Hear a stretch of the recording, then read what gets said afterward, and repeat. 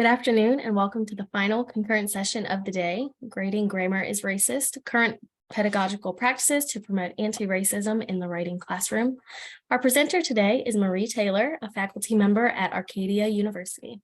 If you have any questions for the presenter during the session, please feel free to enter those into the Q&A section at the bottom of the Zoom screen and we'll address them at the end of the talk. And on that note, I will turn it over to our presenter. Let me go ahead and unmute and start the show. All right, got everything where I want it on my computer. Good afternoon, everybody. Happy St. Patrick's Day. Happy Friday. I want to say thank you to our session moderators first, Brianna and Jennifer. And of course, thank you to Hawks Learning for inviting me to speak here today. I want to also thank the participants who are joining us and anybody who might be watching this recording. So I'm really eager and excited to share with you why I believe grading grammar is racist and what we can do about it in the writing classroom. But as this is an interdisciplinary conference, this Innovative Educators Summit in 2023, I've decided to kind of broaden some of the strategies and the ideas that I'll be sharing so that they can be applied by instructors of all different disciplines. So while this presentation is geared towards the writing classroom, hopefully everybody will be able to take something valuable away from it. So what we are going to talk about today, okay, we're going to start with some background about myself, about the work that I've been doing, about my university and our English department. Then I'm going to share why I think we can all strive or try better to be anti-racist instructors. I want to amplify the voices of people of color who are doing this work, the key thinkers and scholars in anti-racism and anti-racist teaching methods. I want to also take a deeper look at standard English dialect and maybe what could be problematic about judging our students based on just that one dialect within the over 150 we have in the English language. I want to get to my thesis, which is the idea that de-emphasizing the importance of grading grammar in our overall kind of grading rubrics and assessment practices is a way that we can be anti-racist in the work that we're doing, be anti-racist instructors. So I want to share some pedagogical practices that everybody can start implementing today. Like I said, whether you're in the English department or not, I want to share some conclusions, some takeaways, some insights that I'm hoping everybody can kind of gain from this session, things to think about. And then I want to share the resources that I've compiled with you all. Some of the resources will be clickable, so you'll be able to get to them on your own device right now. Some of them are just kind of ideas for further reading if you're interested in learning more. And then we all get to talk at the end. And I'm really excited to hear what everybody has to say about everything about these topics. So let's go ahead into my background. I'm a member of the English department at Arcadia University. Arcadia University is a small private university located just outside of Philadelphia. I want to note that it is a predominantly white institution, or PWI. It prides itself in its sort of global vision. Arcadia has an extensive study abroad program, or study abroad programming, I should say. They have over 130 different programs in, I think, 12 different countries. And Arcadia's mission is really to celebrate cultural diversity. And kind of in response to that, and in response to the racial unrest of 2020, Arcadia decided to open the Center for Anti-Racist Scholarship, Advocacy, and Action on our campus, or we call it CASA for short. I put a link there if you want to check out their website. I encourage it. But since this new center was funded on our campus, Arcadia's English department decided to completely revise the way that we're teaching first-year writing based on some of these anti-racist strategies and ideas. So right now in the spring of 2023, as we speak, I'm piloting this kind of new revised anti-racist informed first-year writing class. I'm learning a lot from it. I'm making a lot of mistakes, and all instructors are going to be expected to teach from this perspective when we get back to school in the fall. So like I said, we're sort of redesigning 101, both in terms of teaching from a more anti-racist perspective, but also kind of revising the work that we're asking students to do and the work that we're showing our students to incorporate voices of more people of color and represent more of our students who are identifying as people of color. So that's kind of like the professional stuff. But personally, as a white person, I feel that it's my responsibility to educate myself on how to be anti-racist and to share my findings and those resources with other white instructors. So I think it can be tempting, and I've seen this happen at my university, where we turn to maybe our colleagues of color and ask them if something that we're thinking about doing or something that we are doing is maybe racially sensitive, or maybe we want advice. I think we should take the responsibility off of people of color from, sharing, or from having to take responsibility to teach us. And like I said, teach ourselves. So I want to kind of spread the idea that personally I'm striving to be anti-racist. And to me, I look at it as a process, just like writing is a process. So it's nonlinear, it's recursive, it's not, there's no real kind of tangible end point. This work is never truly finished. It's not like I can just, do step 1, step 2, step 3. Great, now I'm anti-racist. I've graduated. I never have to think about it again. It's always something to be revising and rethinking. Things are changing. I want to change along with my, changing student population. And in terms of being anti-racist, like I said, we're all going to make mistakes. Like I said, I've made many of them myself. And when we're talking about race, it's going to be uncomfortable. So Dr. Robin DiAngelo, who writes a book called White Fragility, talks about the importance of embracing that discomfort, and that if we can try to get to a place where we're not defensive, or where we're not, I guess, resistant to hearing terms like white privilege and that kind of thing, then if we're embracing that discomfort, that's really where the change and the growth can happen. And we can kind of sit with it and feel just uncomfortable about what we're talking about. Moving on to kind of my goals: to share, to listen, to learn, to create a non-judgmental space where we can have a dialogue about some of these topics. I think, like I said, it's tricky, it's uncomfortable, and I want to learn from you. I want you to hopefully learn something from me. And I want to also elevate the voices of people of color who are doing this work right now, who are scholars in these fields. Before I kind of talk about some of those scholars, the other people who are doing this anti-racist work right now, I wanted to talk about why I think we should all strive to be anti-racist instructors. So to kind of just define anti-racism, I operate using the definition of anti-racism from Dr. Ibram X. Kendi, who writes a series of books now called How to Be an Anti-Racist. And I've lifted this big definition from his book, but I want to kind of break it down in the way that I understand it. I think this entire definition is important, so please go through it. But I think the understanding of racism kind of used to be you're either racist or you're not racist.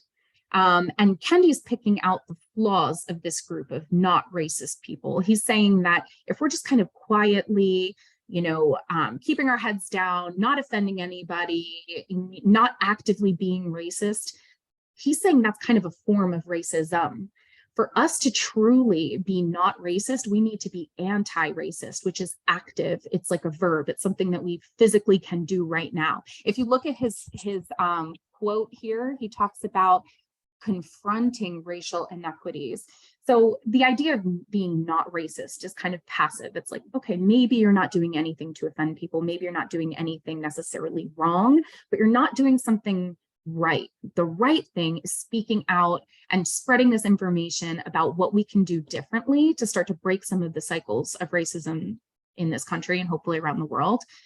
So obviously we have this growing number of students who identify as people of color. So I've taken a couple different statistics. This is most recent data I was able to find. If anybody can find even more recent data, I would love to see it and look at it. But almost half of our students now are identifying as people of color. That's a 30% gain over the last 2 decades, as of 2019, when this research when this report was written. So I'm thinking now more than ever, it's probably important for us to speak and to teach from this JEDI perspective. You might see this acronym kind of floating around. It's justice, equity, diversity, and inclusion. Of course, we want to include all of our students. There's multiple studies, and I've cited just one here, that indicate that learning occurs when students don't feel threatened, when they feel seen, when they feel included. And one way to include them is by including their language and saying that it's valid. So, and we'll get to that a little bit later. I've also included a quote from Dr. Ryuko Kabuta, who specializes in anti-racism within English language learning. But I think the point that she makes here is really valid to the writing classroom as well, and maybe all classrooms. But this theorist is saying that it's imperative. If we're teaching language and literature, I mean, just putting the idea of having, like, communicating through writing is bringing together different voices from different people. And it's kind of like it's an exercise in diversity. And we, more than any other field, should probably be engaging in these anti-racism professional efforts. So I do think that there's a lot of room for improvement to our current practices to be more anti-racist, or at least to mine. I think we can always improve as instructors. Like I said, as our student populations are changing, and if we want to best include everyone, then we can change along with them. So let's move on to talking about the people of color whose voices I want to amplify during this session. I'm going to be referencing writing and work from all of these thinkers throughout the presentation. And I'm going to include I did include some clickable links at the end for you to access their sources directly. So some of the major thinkers within this field, first is Professor Vershawn Ashanti Young. This is a writer and a teacher who writes entirely in dialect, entirely in AAVE, or what's known now in the preferred term is African American Vernacular English. He writes an article that I wanted to kind of start out with, Should Writers Write They Own English? And in that article, he talks about how we should be teaching, rather than just looking at standard English, we should be teaching how language functions within and from various cultural perspectives, which I think is kind of the foundation of a lot of what I'm going to talk about with grading grammar. And then we can look at the work from Professor Asao B. Inoue. This is a professor and a thinker who is exploring contract grading, and a lot of times that's labor-based. So what that means is he is, in an effort to be more equitable to more of his students are involved in their own assessment practices in the course. He's saying, okay, at the beginning of the semester, let's decide what makes an A in this class. And everybody signs a contract about I guess, agreeing to those terms, not just an A, but what makes a B, what makes a C, and all of the other letters. And a lot of those models are labor-based. So he's judging student work more on the effort that they're putting into the course, the time and the labor, rather than the quality of the writing, which I think is interesting. We have Dr. April Baker Bell, who demands linguistic justice, saying that Black language is beautiful and it's something to be celebrated, and it should be right up here against standard English for how important it is. And then she's also the creator of a hashtag, Black Language Syllabus. I recommend everybody looking up this hashtag because, like I said, it's just a celebration of the Black language, of the AAVE dialect, and demanding that we look at that in a valid way. And then we have Dr. Ibram X. Kendi, who I quoted in an earlier slide. He wrote those series of books about being anti-racist. And I really like his definitions that he includes of unconscious bias, microaggressions, implicit racism. They've really changed the way I've looked at each of those, or I think about each of those concepts. And I think he's able to kind of disseminate information in a way that will make sense to a lot of people. So if you're unfamiliar with his work, please check it out. And then last, I wanted to just note Dr. Aja Martinez, who is her area of focus is on counter story, which is basically inviting voices that have been historically silenced to add their story to the mainstream stories that we're probably most familiar with. So she talks about using narrative as a method to be more anti-racist. Okay, so those, like I said, are all of the people who are inspiring everything that I say throughout the presentation and who I want to check out. I think that their work is really important and meaningful for everyone. But I wanted to start my kind of argument by taking a look at standard English dialect and looking at that more deeply and critically. So we can look at this through a couple different lenses, depending on sort of which term you prefer. So the first one, critical race theory, or CRT, is one of the frameworks that we might use to kind of reevaluate our thinking or teaching from an anti-racist perspective. If we don't like that term because it's been unnecessarily and unhelpfully politicized, then we can maybe use the CRT, meaning culturally responsive teaching. Both are frameworks that invite us to think about the racism that's embedded in the institutions and the systems that we are a part of. So if we take a deeper look at our institution, at our systems, maybe I'm looking at my own English department and what we teach and how we teach it and who makes up that English department, I can start to ask myself some questions to figure out where those inequalities are taking place. So first, I'm looking at just examining standard English from, I'm just going to call it CRT, from a CRT lens. We could ask ourselves some of these important questions. So first, when we're looking at standard English, who created that standard? Who said that this is the right way to speak English? Okay, then we can ask ourselves, who has been historically left out of that standard? Who has been told the way that they speak or write is incorrect simply because of their language? Which groups and dialects stray from that standard, or which groups and dialects stray most from that standard? Okay. How do we judge? The last two questions are really kind of, I think, critical for us to ask ourselves, because I think the next two questions bring up some good counter arguments. How do we judge those who do not meet the standard? And what assumptions might we make about those who do not write or speak using standard English? Okay, so thinking about all of that and then looking at language ideology. Dominant language ideology it refers to the myth that there's some pure, perfect, correct way to use the English language. And again, that ideology is saying that just like doesn't exist. And then we might be able to look at standard language ideology, which is a bias towards everything involved in that dominant language. It's a bias toward that standard English as like the perfect model that we all need to strive towards, and all of the cultural things associated with that.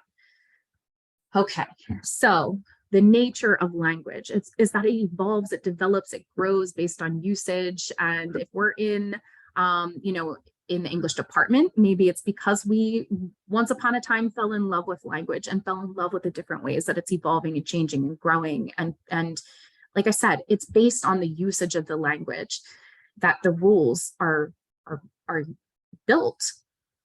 So I said, current pedagogy and assessment practices are emphasizing the importance of standard English. And I think that's something that we can all kind of accept, that standard English has historically been the model with which we judged written communication. And is that right? Like I said, I mean, there's over 150 dialects within the English language. And if we're saying that standard English is here and the dialect you speak is down here, what you talk about at home, how you talk at home has no place in this classroom, we are further pushing those students to the margins. And I think that there's more ways to include them. So my thesis, finally, why I think we need to de-emphasize the importance of grading grammar and our overall assessment practices. And I think doing that, I think not focusing so much on grading grammatical mistakes will help us teach from a more anti-racist perspective. So what I mean by grading grammatical mistakes is like if you're deducting a point for every time you notice a grammar error, or a half point for each grammatical mistake, that's equivalent to grading students on their understanding of a dialect that they may not use, or they may not be comfortable with, or it's not the one that they're that they're used to, or they don't speak within that dialect. So it's judging them on their understanding of standard English dialect. And we have to kind of look at, is that right? It's perpetuating. So my kind of point is that it's perpetuating an unfair hierarchical system within the English language if we're saying that like your grammar is wrong. Let's take this point off. We're saying that standard English is here and maybe AAVE or other dialects within the English language are less than. Okay, so that further disadvantages marginalized groups. Students sometimes come into the classroom and they feel like academia is speaking a different language, and they might be. So I have some ideas about what we can do about that, but it's further pushing them to the margins. And then I said, which dialects are we punishing? Which dialects are we disadvantaging when we're deducting a point for every grammatical mistake? How are we even defining these mistakes? Are we catching every single one? There's not a whole lot of writing that exists that that's fully, incorrect standard English. So, okay. Counter arguments. I think that they're really compelling counter arguments to what I'm talking about. And the most compelling, I think, is that if we are not teaching standard English, and if we're not teaching grammar rules, and if we're not, deducting points for misuse of standard English grammar, then we might not be preparing students for success in the future, because the systems that they're going to be going into will probably judge the dialect that they're using if they're not embracing or attempting to embrace standard English dialect. So one of the thinkers that I talked about in a couple slides ago, we have Vershawn Ashanti Young, who recognizes this argument and who refutes it, and is forward to a book called Black Perspectives in Writing Program Administration from the Margins to the Center, Studies in Writing and Rhetoric. I love that title, especially the from the margins to the center part. He says, okay, probably English and composition instructors can get on board with understanding the value of language diversity. Like I said, we all probably fell in love with language at some level if we're into writing or we're into literature. And we know that language diversity is good. So he assumes that we kind of already value that. But then building upon it, he's saying, if we're preparing students for the next, what he's calling racist instructor who might judge their dialect unfairly, if we're preparing them for the racist prospective employer who is saying that their cover letter doesn't meet, the standard English and therefore doesn't look professional, or if we're preparing them for the real world, which has racist systems, then we are racist by proxy. That's the best kind of rebuttal to that counter argument that I could see is sort of, we should be doing what's right, and everybody else maybe needs to follow suit. Obviously, big changes need to be made before all employers or all prospective employers do not judge a cover letter written in dialect unfairly. But maybe we need to allow a little bit more freedom in the way our students are speaking and writing, and also just encouraging more ways to use English than just that standard way. So maybe we're showing different materials to students. We're giving them different types of readings that showcase different forms of the English language. Maybe we're showing them, more writing from people of color and saying, amplifying that and the importance of that in our classrooms. So practical pedagogical practices to start implementing right now. Like I said, I tried to kind of generalize it so that everybody can take something away. So I said one of the things that we can all do, regardless of discipline or what we're teaching, is we can look at our own syllabi, we can look at our own assignment prompts and our rubrics to ensure equal opportunity for students, regardless of dialect. So I do think that relates to everyone. Are we judging anybody unfairly based on the dialects that they're comfortable using? Okay, where are we prioritizing the use of standard English? Are there any other ways to teach readability and clarity within this context? And I want to come back to that, or maybe I'll just talk about it now. So readability and clarity, I think, this is what we're striving for when we are assessing grammar in our students' writing. We want to make sure that it's readable to its audience. We want to make sure that it's clear that the person's thoughts are getting across in the way that they intend. The more students read and the more students write, and the more they're engaging with these different forms of the English language, they're going to learn how to write for those different audiences. They're going to learn how, the different conventions of different types of writing. It will kind of naturally occur that students are making their writing more readable and more clear the more they read and write and they engage within their college education. Okay, so maybe we're judging, like I said, readability and clarity over saying this is wrong. Okay, maybe we look at the literature, or to apply to more people, maybe we're looking at the readings that we're giving in our classrooms. What are we using? What are we showing them is good writing? Who are the authors of those readings? Can we possibly incorporate more readings of people of color? I do think another strategy is just to start slowly. So I don't want to try to convince anybody that like what you're doing now is wrong, totally change everything on Monday, or completely redo all of the teaching methods that have worked for you or are working for you. You know yourself. If you're interested in starting some of this work, or if you want to begin the process, you can start kind of gradually de-emphasizing those concerns, gradually reducing the grammatical errors that you're catching in students' writing. Like I said, next, maybe you're catching fewer sentence level mistakes. Maybe you're, just focusing on the ones that really affect readability. I think if we're looking at the big picture, and especially of instructors of writing, we probably aren't emphasizing grammar that much. It's overall bigger picture things are probably more important to us in our assessment practices of our students' writing. We're probably looking for bigger, more global, paragraph level key skills and objectives that are more meaningful to that assignment than like the sentence level errors that they might be making.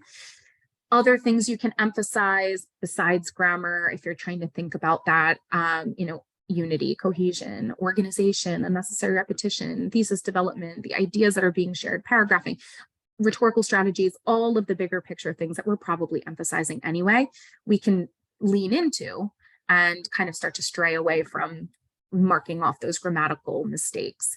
I said we can prioritize clarity over adherence to the constructed rules and norms associated with standard English. So again, these are, it might save us time, honestly, if we're not going through and trying to teach every single grammatical rule and change every single grammatical mistake. But also, I think what's important, big picture, are the global concerns within students' writing that we already noted. If we're emphasizing grammar in any way, is there a way to kind of de-emphasize the importance of like standard English is right and how the student is writing is wrong? Okay, then last, I said there's no single solution, and I picked a quote that I think is important for all of us to think about, because we're all different. We all have different, we're all coming from different institutions. We're all within different disciplines. We know ourselves, we know our students, we know the makeup of our universities or our colleges. And you kind of just have to figure it out within your own context. Do what you're okay with doing, make changes. Like I said, start small. But there's no single right way of being anti-racist and teaching from an anti-racist perspective, because racism is tricky. It's manipulative. We don't always recognize it right away, or how it manifests or how it functions. So it's, like I said, it's a process. We're just maybe thinking about some of these ideas and what we could do differently to be more inclusive to more of our students. But like I said, there's probably no right way for everybody to do it. Then moving on to conclusions, kind of like takeaways, what I'm hoping that you remember when you leave today is that I think that there is an interdisciplinary way that we can begin de-emphasizing the importance of standard English, and where we can kind of start raising the view of other dialects outside of standard English. I think we can begin or continue asking ourselves tough questions about our current practices. I think we can decentralize the importance of embracing standard English dialect, like I said, revising our course text. This is something everybody can do too, probably. Whatever textbook you're using, whatever resources you share with your students, see if you can take that extra step, do the work to find that same material being spoken from a person of color. And then those also showcasing the different ways that the English language are formed. If we're just looking at these like academic texts, all written in standard English, we're not representing the full range of dialects with our students, then we're kind of sending a message with them.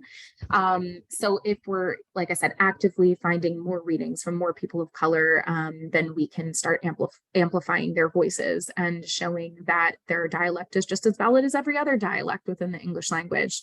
I said the last three things, just kind of getting outside of our comfort zone, being open to change and growing, committing ourselves. I mean, we're all instructors, so it's likely that we call ourselves lifelong learners. But I think it's important to always be thinking about what can we do to change, to grow, and to meet the needs of our students where they're at right now. So I shared a couple resources with you. Like I said, this one I'll stay on for just a minute or two because it's clickable. So if anybody has issues, problems accessing any of these resources, just let me know. I'll get it to you in a different way. But these are the things that I cited throughout the presentation. And then these are some other helpful resources that if you want to do some further reading, if you want to look into some of these anti-racist pedagogies, some of the scholarship that's happening now and in the past about this topic, you can look into each of these. And then it's time to talk. So I'm interested in hearing what everybody has to say, what you think, any counter arguments you have, anything that you're doing in your classes to be more anti-racist, if you're aware of the scholarship that we just shared. Does anybody have any questions? Thank you so much for sharing with us. We do have a few questions in the Q&A. So I'll read out the first one. I've noticed, and this is from an anonymous attendee, I've noticed you've used the phrase individuals who identify as people of color. Is race, ethnicity now something that is considered to be fluid or evolving? That is a really good question. And that was not my intention in saying that. I just lifted that term from the reports that populated the data that I used in this presentation. So to my knowledge, it is not something that is up for debate or that people are kind of playing around with their identities within. Like I said, it's just how the language that they use on the report, I wanted to make sure to match that same language. Awesome, thank you. Another anonymous attendee says, very interesting ideas. If we implement this method in our class rubrics and students don't receive constructive feedback on their adherence to SAE grammar, then will this create a disadvantage for the larger society, and in particular the labor market? The college university is not insulated from the outer world. Without changing the larger structure of society to be non-judgmental about proper grammar, our efforts are somewhat futile. Vershawn Ashanti Young's counter-argument doesn't seem to address the crux of this issue. The larger structure of power is somewhat beyond the control of faculty. The debate seems to be between realism versus idealism. What are your thoughts on this dilemma? Wow, I love that question. I'm going to be honest, like I'm also grappling with that counter argument and with the rebuttal and what I'm thinking about it. And you're right. I mean, is it fair to I guess push them out into the world and to say, and without equipping them for what people expect is professional and what people do judge in terms of language? I think that's such a good question. And like I said, I mean, it's just something I'm struggling with answering as well. I think if I want to feel good about myself and the work that I'm doing, I'm going to not perpetuate a racist system in my own spheres. I do agree with the counter argument that we're racist by proxy if we're not preparing or if we're not teaching that their dialect is equal. In terms of grading the grammatical mistakes, so I don't necessarily think that we shouldn't teach any grammar rules. I think that certain grammatical rules or sentence level constructions, I guess we could say, are more readable and clear than others. I think that there are ways that we can assess readability and clarity without saying that a student's dialect is wrong. So there might be certain sentence level mistakes, certain, I guess, errors, if you will, that are like maybe somebody didn't put an apostrophe before an S when that noun was supposed to be possessive. I mean, those are things that are not affected by dialect. That it's a rule that, you know, everybody, for clarity purposes, we use. So I think that there are certain, we need to use our best judgment. And I think that there are certain examples of teaching readability and clarity that fall outside of grading grammar. And if we love, you know, let me think. So let's say a student has a completely clearly written piece, and it's like, it's for the most part, you know, grammatically, it's readable to us as English readers and speakers, but they have, you know, an error that's coming up in their writing that is making, like, taking away from that readability a little bit. Maybe they have tense shifts. Maybe they aren't, you know, agreeing. Things are plural, singular. Maybe they're speaking from different voices. They're incorporating the second person pronoun in a paper where they're supposed to be using entirely, you know, third person voice. There are certain sentence level things that I think we can point out that will help students make their writing more readable and more consistent. That is not under the umbrella of punishing a dialect that isn't standard. So I think that there's a couple different things to think about. I think that there's ways to address grammatical concerns that are not affected by the dialect of the student in terms of like readability, but I don't think that we should be punishing, or in other words, deducting points for a dialect difference.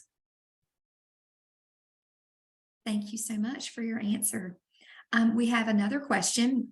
Isn't what Young says similar to Justice Clarence Thomas saying that affirmative action is bad, but he actually arrived where he is benefiting from it? This seems to be taking a paternalistic view. Instructors who have made it, make powerful decisions for students that determine their possible future career trajectories. He is fluent in standard English. I completely agree with your thesis, but deal with guilt knowing our anti-racist actions will not allow many students to progress in some careers. I'd love your suggestions on gradually incorporating ways to start turning things around. Thank you. I think maybe where we can get around some of that guilt that we might be feeling for not preparing our students, or I guess by thinking we're not preparing our students to be successful in the real world if we're not emphasizing grammar. So I think to get around that guilt, maybe we simply don't punish our students who are using dialect in their writing by, you know, marking out, like taking a point away for those errors. If we still want to teach standard English as the standard in our classroom, perhaps we just don't mark points off. Perhaps we don't let it affect their grade if they're bringing a dialect to the classroom. Maybe we teach standard grammar, maybe we teach grammar rules, maybe we emphasize certain rules in our classrooms. But I do think that so maybe that could get around the guilt issue, and maybe what we can do to be a little bit better within teaching standard English language rules is to just, like I said, not let it affect their grade. Because if we do, then that's us saying that dialect is not as good as the standard English dialect. Thank you so much. Another anonymous attendee, here's an example of an English 101 course competency with faculty. Generally speaking, have very little control over, and this is a quote, use appropriate conventions in writing, including consistent voice, tone, dictation, grammar, and mechanics. Without changing the course competencies, how can a faculty implement this method? This seems to require the buy-in of the college or the district, presidents or deans, and other people in power. Or would you suggest that faculty redefine the word appropriate per their own ideology? I would, and I was going to say that, that if we redefine that word of like appropriate grammar for the conventions of what they're writing, I think that is a great kind of way to get around the structural issues within our larger universities. I have an experience with this. I also teach at a community college, and I have received pushback at the community college level. So they say that with the developmental English courses that I'm teaching, their course catalog says that we're going to be focusing on grammar and, getting their grammar correct and getting them to write a good paragraph before they move into the 101. I teach that course, and what I do within that course is I try to teach, rules, I guess, grammar that I think will help their readability. Just like this participant said, the voice, the tone, the consistency in their writing. If something's affecting their readability, maybe I will, I'll mention that. And my students are always doing drafts, they're doing sketching, they're doing, revision to their drafts. And during that process, if anything is unclear, they're getting feedback from their audience members to like their peers and from me to share what's unclear about it. A lot of times what makes writing not readable is not the dialect that is being used. What's making writing not readable is that inconsistency, is that, voice confusion, is the tone shifts that don't make any sense. I think if we redefine appropriate, and maybe within my classroom, when I'm teaching a developmental class and the course catalog says that we're focusing on grammar, I like to try to give examples for students from actual students writing. So I'm not pulling from a textbook or anything like that. I'm showing how the mistake functions in an actual student's paper, maybe from a different class at a different school. And I'll have them look at that same type of mistake in their own paper, and they kind of make some comparisons. Why is this sentence doing something more clearly than your sentence? And if we kind of explore that, it allows that readability to be there. I let my I don't mind my students writing in dialect. Like I said, I'm not, that's great. I value all dialects of the English language. But I think when we're facing that pushback, maybe within our own classes, like you said, whoever the participant was, thank you for sharing, just to kind of redefine what we view as appropriate or consistent in terms of grammar, but also maybe not deducting points. If we want to still, teach this framework of standard English is, how I'm going to get everybody to write in a readable way. And if I teach that, I think it's kind of up to us to decide whether something is a grammatical mistake or whether something is a dialect mistake. And if we still are interested in teaching grammar, I don't think that that's wrong. I definitely don't want to change anybody's mind. I would like to open your mind, but I don't want to try to convince anybody that, readability, clarity, and grammar doesn't matter at all. What I'm trying to say is maybe we should de-emphasize the importance.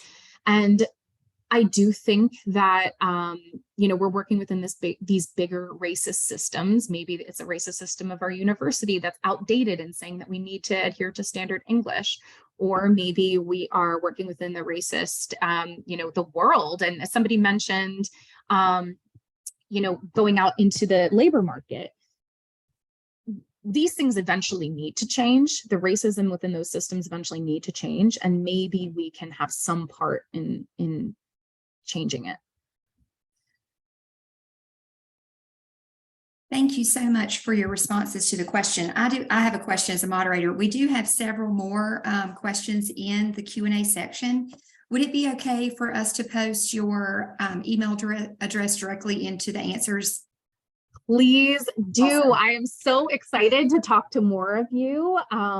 Feel free to email me. I'm happy to share any of the resources to strategize, or honestly, just to kind of talk about this stuff. I think grappling with the answers to these questions, you can tell I'm struggling with them. It's hard. I don't know all of the answers.